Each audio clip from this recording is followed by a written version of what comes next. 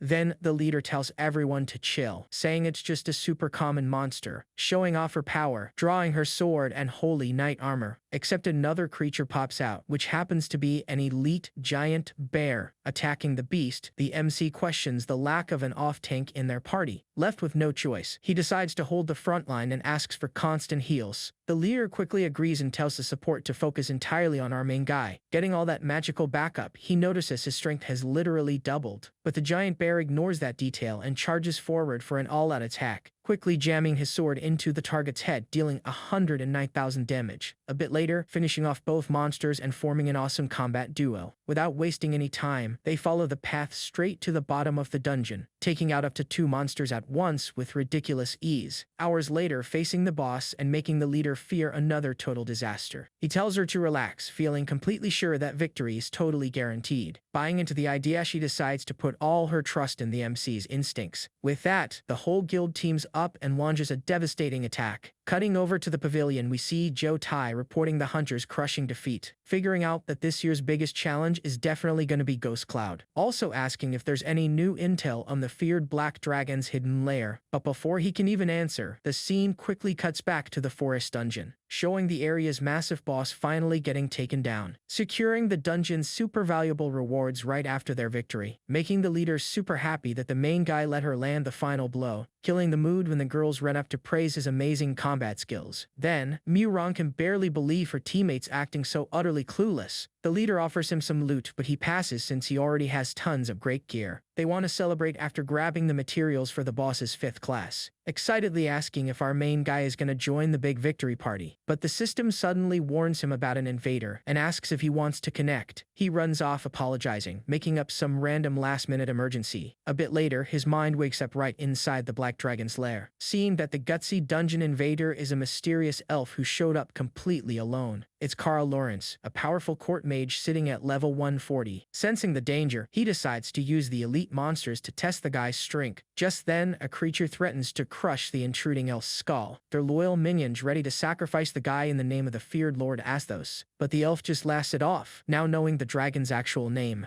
With that, he casually wipes out the monsters using fast and precise attacks, treating the beasts like trash and completely underestimating the black dragon's real power. But he gets totally grossed out when he stains his clothes with monster blood, flexing his power by summoning a mountain giant with just a simple snap of his fingers, noting how dangerous the mage is for dropping level 95 elites with zero effort. He remembers the elf princess and thinks about questioning her to get some intel, but looking over at the hostage, he realizes she's just snoozing away peacefully. He solves the problem the easy way, simply poking his prisoner to wake her up. Waking up totally startled, she asks who's calling her name right now. Snapping back, the girl is completely shocked to see the massive beast talking. The dragon quickly points out she's focusing on the absolute wrong part of the situation, but the stubborn elf just can't accept the beast's sudden spike in intelligence. Then, realizing the dragon is staring, she freaks out and calls him a total pervert. Losing his patience, Su Yang threatens to eat her alive just to give her a good scare. She quickly stammers that she's Lilith, the sixth daughter of the Elven Queen. Remembering the dragon guide, he realizes her mom is the literal ruler of the elves. Then the MC mentions her people came to rescue her, getting the princess all excited, but her joy instantly vanishes the second she finds out who's leading the rescue. Asking what's wrong, he finds out the girl absolutely hates the Lorenz family. She explains the guy tried to drug her, abusing his family's massive influence in the kingdom. He feels kinda bad, but jokes that he's still thinking about handing her right over. Totally desperate, Lilith warns him about the elf's power and offers to reveal his weak spot. Agreeing not to hand her over, the main guy listens closely to her explanation. Turns out magic is the absolute biggest strength those elves have in combat, but their bodies are super fragile, protected only by a seriously powerful barrier. Thinking they're doomed, she hears the main guy asking her to have a little more faith. He briefly thinks about eating rotten meat to evolve, but quickly drops the gross idea. Looking down at his own armor, which right now is basically just a fancy decoration, he gets a brilliant idea about using the gear from his human form. Interrupting his thoughts, Lilith begs to be let go so she can run far away, but then she quickly realizes the giant dragon has completely vanished, when in reality he just activated his sneaky shadow form, leaving the poor elf super confused, thinking she got totally abandoned. Equipping his weapon, he activates his special camouflage skill. Sharing his stats and talents, he feels totally confident about turning the tables. Soon enough, the enemy elf walks in acting cocky and demanding the princess back. Finding the silence super weird, the villain thinks the beast ran off scared, having some messed up thoughts about the girl and flashing a creepy smile. Prepping a forbidden spell, he gets completely blindsided by our MC, taking a devastating hit that leaves him sitting at a measly 6% health, showing off an attack power that is absolutely insane and overwhelming. Completely shocked, the enemy has no clue how his magic barrier just shattered. Then, Su Yang tells him his biggest mistake was underestimating such a broken dragon, quickly activating his deadly purifying inferno skill, turning that poor arrogant elf straight into crispy barbecue, raking in 12 million XP and a ton of super valuable loot, including some legendary gear and a highly dangerous banishment spell. It's a spell so ridiculously overpowered it could easily wipe out an entire city. He gets pretty bummed, seeing that the enemy's tunic and stellar staff didn't even drop. He then turns his attention back to the poor elven princess. She's actually really worried about the mysterious disappearance of her savior, but the second she thinks about it, the main guy suddenly pops right back up, asking what happened. She finds out the enemy has already been turned to ashes. She totally doubts his invisibility story, since only rainbow dragons can do that. Changing the subject, he asks why a royal like her doesn't have any magic power. She explains an ancient curse from the giants that completely seals her family's magic. He realizes that by saving her life, he completely altered the young girl's destiny. With that, he slowly reaches out his giant paw right toward the girl. Terrified, she cowers back, totally convinced she's about to be crushed flat. But our main guy just cuts her loose, letting her walk totally free around the dungeon. Super confused by his gentle vibe, the princess asks him why he did that, claiming to be a good dragon until the end, forbidding his minions from hurting Lilith. But Lilith asks the reason for all this kindness and what he wants in return. Suddenly, the connection cuts off entirely, and the beast just passes out, calmly returning right back to his home in the human world. Soon, the system pings a new message, making him think it's from Anu or Lin, but it actually turns out to be a flood of notifications almost looking like a virus, with tons of girls hitting on our MC since he got super famous. Deciding to only reply to the guild leader to help calm the other girls down. Getting super happy, she says everything is fine and suggests hanging out later, loving the all-girl guild hype, viewing the group as one big happy family. Fast forward to the next day, the guy casually strolls up to the temple, bumping into Shui Qian there, with both looking to evolve their classes, cheering about hitting level 20 while he just reached level 60, congratulating the guy but looking worried that she might get left behind. Noticing that, he praises her hidden class, saying she could even surpass him, making the girl get all giggly and super happy from the encouragement, saying that with enough hard work, one day they'll fight right side by side, leaving the girl even more pumped to always give it her absolute best, taking on the 5-star quest, getting hit with 2 intense challenges at once. Right then, Bai Ling shows up and tells him to watch out for the Blood Moon event. It's an event that makes the mansion's monsters and spirits way more savage, asking him to be extra careful, while our hero agrees and promises to stay safe. But honestly, he couldn't care less, since with his current power, it's child's play. Quickly pulling up to the Platinum Tier dungeon, the ruined mansion, showing the area's watchman waking up at that exact same moment, realizing the blood moon started right in the middle of his drinking binge, just deciding to slap a warning on the door and go right back to his booze, freaking out when he notices some lunatic entered the dungeon during the deadly event, skipping ahead a little bit after all that mess, pushing forward and slicing through the spirits along the way with total ease, feeling super confident, since the extra difficulty didn't change a thing for him. But suddenly, a really nasty surprise pops up right in the middle of the fight, showing that things are getting a whole lot worse with these enemies, pumping the monsters from level 55 to 70 in the blink of an eye. He thought he had a handle on it, but now he's just dodging the ghosts. And by the way, their speed spiked way up, even attacking him with their tongues, which is a super weird and honestly bizarre attack to watch. Then, the creatures launch another attack right at our MC, but he quickly finishes both of them off, acting more out of pure disgust than fear of that weird giant tongue. Right after beating them, the system warns him his sanity dropped by 10 points, realizing he totally underestimated the blood moon, since the monsters got way stronger. So, to clear the area for good, he triggers the demon blade and the sword rain, needing to be way more careful now, because his sanity is actually on the line. Walking through the dungeon, continuing to wreck enemies left and right, only this time, he's rocking a brand new and super stylish scythe. After a while, his sanity drops to 60%, and his mana starts running low, wondering if he's anywhere near the boss, when a giant monster suddenly pops out. It's a level 82 zombie, which quickly grabs the guy right in its giant hand, but he fights back, realizing he can't exactly play fair this time around. Suddenly, the colossal beast starts getting sliced completely to ribbons, thanks to a lightning-fast attack from his powerful spirit wolves, now rolling with 2 level 125 lunar wolves, using his tamer skills to summon these vicious beasts completely by surprise, bringing out strong and loyal pets that can easily win any single fight. Tired of losing sanity, he orders the creatures to completely clear out the area, after wiping out tons of targets, finally reaching the massive boss room, and just for kicks, he kicks the door right down and announces a surprise inspection, seeing the ghost apologizing to her ancestors in a totally classic video game scene, dramatically saying she committed tons of terrible crimes in her past, and that today sadly she was about to claim just one more victim, except the level 125 wolves easily wreck the level 90 boss, stopping the wolves so he can land the final blow on the powerful platinum creature himself, finishing off the boss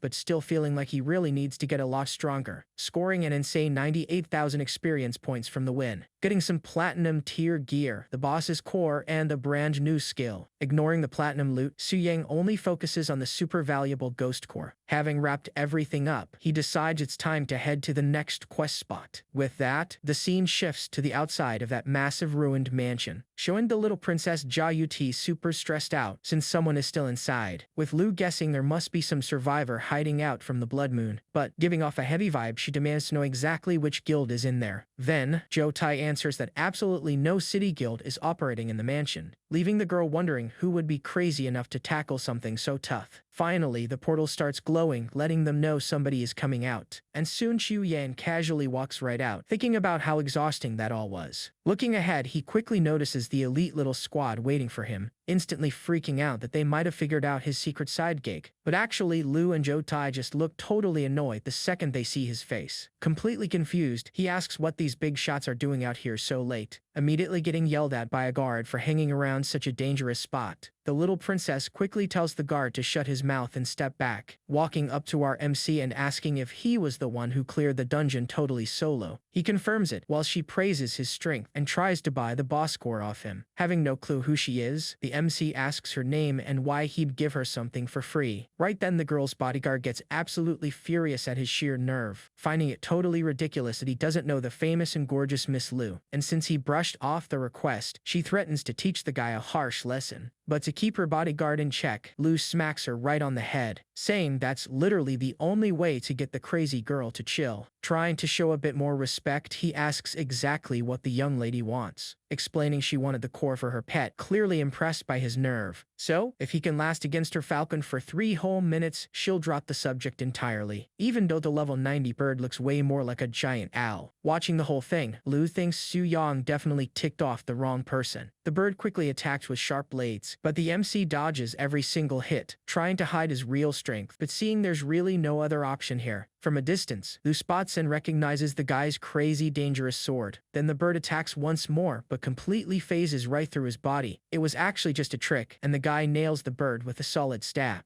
with the beast still alive, finishing the fight with a solid kick, making the girl absolutely furious that he hurt her spirit beast. But he shoots back that the rule was lasting 3 minutes without banning counterattacks. Soon enough, the girl unleashes a massive and terrifying aura of pure rage, proving that stressing out Miss Lu was definitely not a good idea. Luckily, someone yells out that he has some pretty special identities. Stopping the attack, Joe Tai explains that Su Yang is a VIP at the temple. Annoyed, she figures out he does hardcore quests, revealing she's also a VIP, saying she was a VIP right up until her 4th class advancement. Finding that pretty interesting and saying goodbye since they've got nothing left to discuss. Furious, she hops on her horse to leave, but Lu tries to argue. But Lu warns him they can't just attack a VIP and pick a fight with the temple. Ending the whole thing, the system updates his 3rd class advancement quest, and for the test of strength, he's gonna need to take down the Earth Dragon. Knowing that, he heads straight for the Wild Mountains the very next day. But rolling up to the dungeon, guess who else is hanging out there? It's Miss Lu, who just wants to use the rare boss for some white training. But the guard stops her in her tracks, saying she absolutely cannot cut the line, making the girl super annoyed and shooting a serious death glare at poor Lorraine. Lu tries to flex his status, but the guard explains a VIP already used their privileges. Absolutely furious, Lu threatens to get the guy fired if he keeps causing problems. But right then our MC walks up asking them not to hold up his entrance, making the girl even more pissed off when she sees that guy's face again. Lu asks why he's literally everywhere, and the MC shoots the exact same question back. Lu tells him not to get cocky, since he'll lose his VIP status if he fails his class advancement, thanking her for the heads up and asking why she even wants such a low-level boss. Joe Tai explains it's just practice for taming the deadly black flame wings. The MC explains the boss is part of his quest, and the girl threatens him yet again, brushing off the threats and walking into the teleporter with a totally sarcastic little wave, leaving Joe Tai totally speechless at the kin's massive disrespect, not to mention the fact he decided to walk into that deadly dungeon completely solo. Already inside the dungeon, the MC is shown beating the absolute crap out of every monster, thinking that Lu might actually tame the black dragon, so he really needs to step on it. Looking at the boss and noticing the earth dragon looks way more like a giant lizard, being a level 61 monster, which is way weaker than the ones in the ruined mansion. Since he can't use skills, his stellar weapon is more than enough for a pure strength test, kicking off the fight with a heavy spectral mark attack. But the creature strikes right back, showing off some seriously impressive defense, although that isn't exactly a huge problem for our MC, landing right on the monster's tail and dealing heavy damage with every single step. The beast actually tries to fight back, but it just can't keep up with his insane speed, nailing a devastating attack right straight into the creature's eye, making the dragon lose 50% of its health in a total flash. But the dragon gets seriously pissed and instantly triggers its rage mode, surprising everyone by rolling into a giant ball and spinning around non-stop. The crazy part is the tactic actually works, totally destroying everything in its path. Plus, it manages to totally track the guy's movements while it spins, leaving the guy with zero way out since he can't even attack the beast like this. Quickly spotting a solid granite wall and suddenly seeing a way out, figuring out the absolute perfect way to stalk that massive monster, making the dragon slam its head full force right into the solid rock, leaving the beast totally dizzy and open to attacks that hit 20% harder. Seeing that system alert, the MC doesn't waste a second and goes straight on the offensive. With that, the scene cuts right back to the outside of the dungeon, with Lu complaining about just standing around, but getting quickly shut down by Joe Tai. Even with the guards begging to head back, Lu insists on staying to watch the MC fight. Soon enough, the ranking updates showing the guy beat the boss in just 20 minutes, leaving Liu completely speechless at our guy's absolutely ridiculous strength. Right after he calmly strolls straight out of the dungeon portal, decked out in that totally ugly dragon armor, asking what they're still doing there, leaving everyone completely shocked, while Liu holds back laughter so he doesn't openly mock him, but failing miserably because that armor just looks unbelievably goofy. He knows he looks totally ridiculous, but he had to equip it all since he ran out of bag space, asking what's so funny and challenging Liu to try and beat his solo record. Then, Liu walks up, praising his strength, but totally downplaying his big win. In response, he casually drops that he's gonna go tame that highly coveted black dragon before she does, catching the girl totally off guard and making her instantly regret opening her mouth, getting super pissed off and demanding to know who the heck he thinks he is, firing back that he's just a VIP but the only one who's actually gonna tame that beast. Right after that, the system announces his long-awaited class advancement quest is finally unlocked. It's an ancient prison up in the mountains, where some great mage used to do his research, checking out his items and figuring they'll be super useful for this next stage, scoring a new rusty key and the blood of the dragon he literally just beat, saying goodbye with a super sarcastic way, then heading out to complete his class change. Meanwhile, Joe Tai asks the young lady what they're supposed to do next. Absolutely furious, she orders everyone to track the guy's every single move non-stop. In the very next scene, the guy is already off handling his class advancement, quickly arriving at the super gloomy slumbering mountains to kick off his quest, equipping his invisible armor that gives him a massive 480 extra strength, hiking through the creepy area filled with monsters ranging from level 70 to 90, complaining about the heavy fog but totally focused on just finding that prison entrance, checking his map and realizing he still has a seriously long way to go, prepping his legs for the super long hike waiting for him in this awful place. But of course bad situations can always get a whole lot worse, having to clear out the path, but now he's so strong he one-shots literally everything. But suddenly, a girl steps out of the smoke asking if the cutie pie was doing alright. It's the gorgeous warrior Zhang Yang, sitting at level 75 and looking super stylish, asking what a level 60 guy is even doing there, totally assuming he got scammed into coming, offering to protect him since she's just farming materials, but the MC turns her down because it's a solo quest, quickly thanking her for the offer and saying goodbye so he can keep moving forward, knowing full well he only turned her down because he'd rather just rely on his insane cheats, instantly summoning his 2 loyal wolves, noticing his pets turned completely red and got way faster right out of nowhere, guessing it's probably an effect of the blood moon, deciding he'll look into it more later, sprinting hard all across the region, finally making it right to his destination, finding the prison entrance perfectly hidden right inside the trunk of a massive tree, heading into the underground area and immediately catching a totally awful smell in the air, realizing tons of players died in there and got their energy completely drained, quickly figuring out that some weird creature inside is the one to blame for all this. It's a super weird monster just chilling right in the middle of a magic circle on the floor. Acting super curious, the guy tries to touch the beast that has its mouth wide open, but the beast quickly wakes up, revealing itself to be the terrifying level 75 zombie boss. But that level was no match at all for the crushing strength of his loyal wolves, defeating the crazy mage and making his experiment notes pop up right on the screen, showing that he tested on 326 subjects until he found total success, and after reaching perfection in his tests, he made a totally terrible decision, testing the magic on his own body, which ended up costing him his life in the process. With that, the system spots the achievement and grants the rare blood blessing ritual, demanding he stand in the circle and consume the blood of a super powerful creature, fearing he'd end up like the crazy mage, but soon realizes the system wouldn't give a pointless quest, figuring out that human blood caused the failure and that the Earth Dragon's item is the actual key. However, wanting even more power, the guy decides to use the massive black dragon's blood instead, confirming with the system that he can connect to the boss and get a heads up about invasions. Hearing that and asking his doggo to guard his physical body during the connection, so he tells the system and instantly starts his transfer. Meanwhile, back at the beast's dungeon, the young elf Lilith complains a lot about being bored, tired of the fake promises of freedom, since the giant beast literally just sleeps all day, thinking the royal family doesn't even care about her since barely anyone tried to rescue. Suddenly, the dragon wakes up with a roar and gives the girl a massive jump scare, making the elf scream, asking the reason for the rage, but he says it's just a habit, raising his massive paw, going straight after his main goal, landing a heavy strike straight into the creature's own chest, getting exactly what he wanted, releasing a little bit of the rare golden blood, leaving the elf super confused by the action, while he makes up that it was just an accident, mockingly asking if he got totally rejected by a dragon babe in his dream, cutting the jokes and asking if she's worried, but the young girl completely denies it, ignoring the girl's words and focusing entirely on storing that precious blood, announcing he's going back to sleep, telling her to be patient with the upcoming attacks, leaving the little princess totally confused about this whole enemy wave thing. But before she can ask, the MC just passes out, leaving her frustrated with his attitude, quickly snapping back to his body in the magic circle, seeing that everything is totally chill, standing right in the center of the magic formation, ready to drink the strong blood he collected, facing a totally unpredictable scenario, not knowing what kind of powers he'll awaken. But since fortune favors the bold, the guy decides to just go all in, instantly feeling an insane pain all over his body, suffering a lot just to evolve, feeling everything burn right inside, all the way from his throat to his head. To make it worse, the blood all around him seems to want to swallow our MC whole. Seeing that, his wolves try to step up and help out, but he quickly tells the beasts to stay far away, knowing that all of this is just part of his massive magical evolution. Suddenly, the massive pool of blood completely swallows him up, leaving the wolves totally confused, not knowing if their owner survived the process, until little by little the blood cocoon starts to crack open, with the ritual fully done, revealing eyes perfectly identical to the giant dragons. And to make things better, the guy steps out of the puddle looking absolutely shredded. It's a complete makeover, with way bigger bonuses than his previous advancements. Now able to face hunters from the 5th class transformation with absolute ease, gaining 50% extra stats in the primordial black flame, triggering the flames and noticing they are the pure embodiment of total destruction, getting even more powerful and demanding massive respect wherever he goes, prepping his hand to practically test out the true power of these flames. Then, with just a simple snap of his fingers, a giant and powerful flame pops up. It's such a ridiculous power that it caught even the guy completely by surprise, forcing our MC to run for it since the dark fire just won't stop growing, narrowly escaping the cave right before everything inside gets completely carbonized, realizing the fire totally buried the blessing spot, serving as a pretty huge lesson. With the damage done, opening the system to finally wrap up his class advancement, but suddenly hearing a loud cry for help from a super familiar voice, quickly showing the warrior Zhang Yang looking pretty beat up in the middle of the woods, getting chased by some tough guys ranging from level 90 to 99, totally furious, asking if those disgusting guys aren't scared of the association. But one of the thugs just laughs and says they've been on the blacklist for a long time, with the leader revealing he's been hunting for 15 days and finding a girl was pure luck, demanding total obedience, but she swears she'd rather die than hand herself over. Suddenly, Rutted Thug's hands gets chopped clean off in the blink of an eye, leaving the leader in total shock, not understanding where that fast attack even came from. It's a move from our MC, who showed up right in time to save the girl. Furious from the pain, the leader orders all his men to attack Suyang. The girl quickly tells him to run, thinking his level is still way too low. But the guy handles it like a champ, since it's just 4th class hunters, with the villains going all out on the attack, but the kid dodging with complete ease, and using just one heavy kick, launching 3 enemies straight up into the air. Using the distraction, the leader goes for a cowardly attack right from behind, but spinning his dagger, the MC easily shatters the enemy's sword to pieces, shocking the villain, since breaking his platinum weapon would literally require a diamond item, making the thug realize the kid's gear is probably worth an absolute fortune, pumping up the whole group, truly believing they can actually rob the kid, ironically noting just how incredibly greedy that useless bunch of guys is. And dealing with cowardly criminals, he doesn't plan on showing a single ounce of mercy, deciding to turn that entire pack of scumbags straight into human barbecue, triggering a devastating inferno and using the pure power inherited from the Black Dragon. After beating all of them, the group drops some really questionable quality loot, checking out the damage and confirming just how interesting this new power is going to be. Turning to the girl, he asks if she's okay and warns her that his power is a huge secret. Surprised by his strength, she apologizes for being arrogant and thanks him for the save. Soon after, realizing she didn't even know his name, asking and finding out it's Su Yang, getting pretty surprised right then, since she'd actually heard of him before, remembering that you got drunk at a party yesterday and bragged about knowing the guy, making it so that everyone at the place already knew about his massive fame, dropping the subject and asking if she has a return scroll to get out of there. Confirming she does, she thanks him and watches him leave, finding the guy pretty interesting, Later on, standing in front of the advancement statue, the system verifies all his quests, successfully finishing his third-class transformation and finally hitting level 80, gaining the arcane weapon skill, absolutely perfect for nullifying any enemy magic, plus scoring an epic armor that reduces and boosts magic damage by 30%, also getting a passive that bumps his damage by 1% for every 10 stat points, raising his physical and magical damage by insane amounts that easily break 100%. With that, Bai Ling looks sad, letting him know he'll have to head to the Celestial City, feeling a huge emptiness in her chest just thinking about having to separate from the guy. But right at that moment, the temple's sacred statue starts glowing intensely, shooting a beam of light straight at the girl, like some strong, mysterious blessing, looking a lot like the blood blessing, showing that she's also evolving, turning the girl into a 5th-class angel who is now also heading to the city, congratulating his friend, who explains that her evolution works in a different way. Right after that, she falls weakly into his arms, asking to rest for a little bit, supporting the girl and telling her to relax since they'll keep sticking together, going to the new city together, which makes the guy's fan club grow even bigger, spending a good amount of time locked up all alone inside that giant temple hall, leaving the people outside super anxious about how long the door is taking to open, until the MC finally walks out of the place carrying the pretty priestess in his arms, outraging the adventurers waiting in line who saw that super suspicious scene. Soon, everyone starts wondering the real reason why the holy girl is actually passed out. Then a random guy stops the MC and questions what he did to the young lady. Not liking the intrusion, he just answers back with a super intimidating glare, making the man pull his hand back real quick to avoid starting a pointless fight. Walking down the stairs to go on his way, but getting called out by someone else. It's the old assistant, who just got promoted, and asks about their upcoming trip, thanking him for the congrats, but admitting she'll be super sad without seeing her two friends, telling her not to worry since he'll always come back to pay some nice visits, making the young girl super happy and hopeful, wishing the guy a very safe trip. Some time passes and they finally arrive at the beautiful and massive Heavenly Spirit City, handing Bai Ling over to the elder priestess, who says the girl will take up her duties, confirming everything and leaving because now he needs to buy a nice house in this city, quickly sending a letter to his family, mailing over a massive amount of cash. Later on, checking out a huge 9 million luxury mansion with a sweet ocean view, getting talked into paying 1 million more by the broker for a full staff of maids, accepting the deal right on the spot and asking for the papers to sign the massive purchase, quickly enjoying his brand new luxury life by diving right into a massive swimming pool, getting out of the water to enjoy a huge feast prepared by his brand new staff, and right after that, relaxing in the hot water of a huge and luxurious bathtub, ending his night in a giant bed, totally enjoying the awesome perks of being rich, thinking about how fast his life changed, closing his eyes to visit Bai Ling tomorrow. Meanwhile, the scene quickly cuts right back to the beautiful priestess at the temple. Finally, the poor girl wakes up feeling super disoriented about the whole situation. Then, the old priestess offers some soup and says the statue hasn't reacted in years, saying it's time to reveal the new hero, admitting she's pretty curious about the MC, asking what Bai Ling thinks of the guy, and she praises him in every possible way, trusting the girl's judgment, but warning her that the Blood Moon event is super close, making the priestess remember that she had completely forgotten about that little detail, quickly standing up and telling the old lady she needs to warn the hero right now. But weirdly enough, she just kneels down and starts praying for the MC's safety, letting the old lady notice the young girl clearly has a total crush on him. Meanwhile, our honorable main guy is just enjoying his well-deserved sleep, until he hears a massive noise coming from outside and decides to get up, running out to the yard and asking the maids exactly what is going on, finding out that a giant monster of unknown level completely invaded the place, warning the beast that waking him up was a bad idea and now it'll face the consequences. But suddenly, the guy hears the sound of horses quickly approaching. It's Miss Lu, who figures out he's the actual target of the Blood Moon invasion, telling him to back off since he has no chance and taking on the fight all by herself. Totally confused about the invasion, but the girl straight up refuses to explain the situation, showing she's super focused on the battle and quickly summoning her powerful tiger, making the tiger and the giant demon stare each other down face to face. And quickly, the very first direct clash between the wild beasts begins, thinking the fight is cool but complaining they're totally trashing his brand new house. Just then, the beautiful priestess finally comes running right into the battle zone, arriving and immediately giving our main guy a super tight hug, sitting down to explain she saw the blood moon and remembered she had to warn him, revealing that dark monsters spawn during the blood moon to hunt down strong hunters, apologizing apologizing for forgetting to tell him right after his third-class advancement, calming the girl down but finding it weird that the creature is actually this strong, figuring out that the monster's strength and level aren't fixed and change dynamically, and sure enough the beast tanks the attacks well and causes a massive mess everywhere, even leaving Miss Lu completely clueless about that creature's true strength. Then, the MC asks her to stop fighting, wanting to take over to prevent more damage, agreeing to back off, but warning him she won't help out if he starts losing, triggering his aura and confidently telling her to just sit back and watch the show, charging in with everything for a direct attack against the massive creature. Right after that, activating his super powerful and terrifying shadow form, managing to reach the demon's head in just a simple blink of an eye, triggering the spectral mark and leaving the target at 40% health, leaving Lu in total shock seeing him take off 60% of its health in one hit, confirming the MC's theory that the beast's strength adapts to its target's level. Since both are in their third advancement, our guy's brute strength takes a huge advantage, proving it by landing a massive punch that sends the monster flying super far away. It's an attack so heavy it ended up wrecking his brand new house even more. Tired of getting beaten up like that, the demon stands up completely furious, charging in with everything for a totally desperate attack against our boy, being totally useless since the MC quickly activates yet another skill, prepping a heavy punch completely infused with the heat of the dragon's flames, and in an instant completely destroying the giant intruding demon's arm, finishing off the level 75 beast and earning 114,000 XP, leaving Bai Ling super impressed seeing how he wrapped it all up in so little time, not understanding how he did it so fast, totally admitting the guy's brute strength. Walking away, she yells that this isn't over, and the MC just watches without understanding a thing, pulling out the crystal core, asking Bai Ling what makes that thing so special. Right before she can answer, something else catches both of their attention. A gigantic portal suddenly popping up right in front of our main guy. It's an energy so strong it brings him right to his knees, unable to control his own body. Then, the priestess tries to help out, but it seemed a little too late. After a while, our MC wakes up wearing some kind of breathing mask. Our mistake, his face was actually just buried right between two very soft pillows, getting completely surprised by the super unusual situation, asking what happened, and she explains she had to do a curse purification. Totally confused, he hears that it's her duty to take care of heroes affected by magic. But this technique requires a lot of physical contact, making the mood pretty steamy. Trying to play it cool, he admits he found the whole thing pretty embarrassing, changing the subject by coughs, revealing a really weird mark on her neck. Soon, she tells him it's just a leftover curse, and it'll completely fade away in 2 days. Worried, our guy asks her not to hurt herself so much just for his sake. Dodging the whole romantic vibe, she remembers to explain the new system perks, getting a 1 billion salary, massive discounts, and access to the Crystal Core shop, getting pretty curious about this so-called exclusive shop. Then, the priestess says he just needs to touch the statue to trade cores for items. Wasting no time, the guy quickly gets dressed and runs straight to the temple. Arriving there, he immediately puts his hand on the statue to check out the deals, spotting spells from 300 to 900 cores, and a divine spear for 10,000. Hyped about the items but only having 3 cores in his account, meaning he needs to hunt more. Getting interrupted by the dressed priestess, letting him know she's heading back to her duties, and right before leaving, she asks if he heard about the brand new foreign envoy, cutting the scene straight over to the busy downtown area, where we see the visiting entourage finally rolling up, revealing the beast tamer Makiko sitting right at level 125, with the goons praising the boss's efforts so she can tame a powerful dragon. Just then, Consul Lee shows up to welcome them to Heavenly Spirit City, showing off the old diplomat's pretty rough and bald look, asking if she's gonna challenge the Black Dragon, and hearing that not even Lu would stand a chance. Keeping it cool, the old guy just mentions that they're pretty fired up about the whole rivalry. Cutting the chatter, Makiko says the two of them have talked enough already, asking Mr. Lee to give them a quick tour all around the city. Walking a bit, he points out the dragon's teleporter and says he really has to go, leaving the goons furious for being brushed off and treated with zero respect. Makiko quickly tells everyone to shut their mouths, since they're just visitors there. Meanwhile, two figures watch the whole mess unfold from the top of a building. It's Miss Lu keeping a very close eye on her brand new rival, with Jutai warning that she also wants the Black Dragon, setting up a massive clash. Looking down on her rival, Ru asks if they found out anything about Su Yang. The strategist reveals the kid's totally bizarre history of leveling up completely solo, admitting that the MC's unheard of feats are actually starting to creep her out. Then, seeing their targets leave, they decide to get ready for tomorrow. But out of nowhere, Makiko looks straight up and gives a super sarcastic little wave, leaving Lu completely shocked, since they were literally using a stealth artifact. instantly realizing she badly underestimated exactly how dangerous that new girl is. Hopping on her mount, ordering everyone to head for the dragon's lair in 30 minutes. Meanwhile, as the invading group gets ready, the staff is busy fixing up the MC's house. He's just sitting back giving orders, with a giant wall being built right in the background, getting caught completely off guard by the system warning about invaders and asking to connect, waving bye to the maids, letting them know he's gonna go fix a quick little problem. Quickly connecting with the dragon, getting challenged by 24's rank hunters, activating his special vision, immediately noticing it's Miss Lu and her hunting party, with the girl super pumped yelling that the reward will be massive if they tame the dragon. But our guy is feeling totally confident, wanting to pay them back with interest for wrecking his base. Only, it's not gonna be that easy, since the invaders showed up with a much bigger and better geared squad. Just then, 2 goons pop out of nowhere, telling the king not to worry about them. Finding the whole thing super weird, not remembering ever seeing that duo around there before. Soon Lilith explains that those monsters drank his spilled blood and actually evolved, pointing to the others in the back, showing that most of them went totally out of their minds. Feeling kinda bummed since he planned on building an army like that, but 2 will have to do. Knowing that, he orders the duo to charge straight at the invaders without overthinking it, giving the order and noticing Lilith looking kinda uneasy, but the elf plays it cool, thinking to herself that the heroes actually stand a chance, but not feeling too happy about it. Switching scenes, we see the battle going totally crazy against every monster in their path, acting super carefully just to avoid repeating that massive disaster from last time, with Lu questioning all the tension, since the smaller monsters are still pretty weak. Having Jotai's backup, preferring to prevent any accidents until a random explosion goes off, getting interrupted by the MC's duo of gigantic beasts suddenly bursting right out of the dust. And with the group attacking, Lu guarantees they're just easy elites to take down. Then, the first giant monster takes several hits to the neck and ends up dropping to the floor. But the second one goes into total rage mode, instantly evolving all of its stats, making things worse by summoning a bunch of minions, letting the girl see things just got real, deciding to jump into the fight for real, using her backup to completely turn the tables, launching a fully focused group attack straight against the massive threat, with a giant falcon being the very first to land a direct hit right on its neck, with the rest of the team following up, and Jotai prepping a heavy hammer strike to its head, asking them not to finish the beast off, wanting the creature left barely alive. And even after taking an absolute beating like that, the wounded duo is somehow still alive, saying they're still dragons, wanting to test out her taming skills on them, quickly kicking off her super powerful beast control incantation, commandingly ordering the creature to become her brand new source of power, making the monster stand up completely hypnotized and totally forgetting everything else, with its partners screaming for it to wake up and not let itself get tricked by the girl, watching the tamer's nerve and thinking it's an absolute joke that she's messing with his guys. But noticing their solid formation, he realizes he needs to swallow rotten meat to evolve. With that, Lilith warns him he's completely insane for trying to eat something so disgusting. Left with zero choices in this situation, he gulps the slime right down without even thinking, leaving the elf totally gagging while she asks exactly what that stuff even tastes like, with the dragon admitting it smells heavily like a sewer and tastes absolutely awful. Despite being totally gross, he instantly starts going through a massive evolution process, releasing such an insane amount of power that it actually starts tearing the sky wide open, and the flash is so violent that even the invading group can easily see it from far away, making the wounded minion instantly remember his dragon master's sheer greatness, with Lu sensing that terrifying energy coming straight out of the massive fortress, trying to pretend she doesn't know what it is, but knowing full well how dangerous it really is. It's just the triumphant return of our massive and super powerful black dragon, finally hitting the impressive radiant moon tier right after devouring that nasty slime, making things a whole lot better, easily hitting the incredible level 150 mark. Right in the next chapter, the MC shows up once again to face off against his enemies, who think the whole thing is total BS, since the boss just evolves twice in a row. Then the invading group asks the young lady exactly what they're supposed to do now, but honestly not even she knows, figuring the dungeon totally glitched the dragon's level. Only the MC doesn't like this whole glitch talk at all and decides to use his skill. Spotting the danger right away, Jotai orders everyone to use damage reduction barriers, starting that same old routine of shields and heals, which honestly doesn't fix a thing in the end. And right after that, our boy triggers his power, setting off an absolutely gigantic explosion. It's a totally ridiculous radiant moon tier attack, instantly taking down a bunch of them at once, with Jotai noticing that 10 people on the team dropped right on the spot from the impact, Good thing they came prepared since everyone got a resurrection ring beforehand, but instead of reviving and running straight home, they decide to keep taking on the beast. Summoning her beasts, Lu warns everyone that the dragon must be totally vulnerable after that hit. At that, everyone starts attacking the MC, but that whole vulnerable story doesn't work on him. Riding her flying bird, Lu decides to attack directly from above, noticing from up there that the team's attacks aren't dealing any damage at all to the creature, with Jutai realizing that the plan to slowly weaken the beast is completely busted.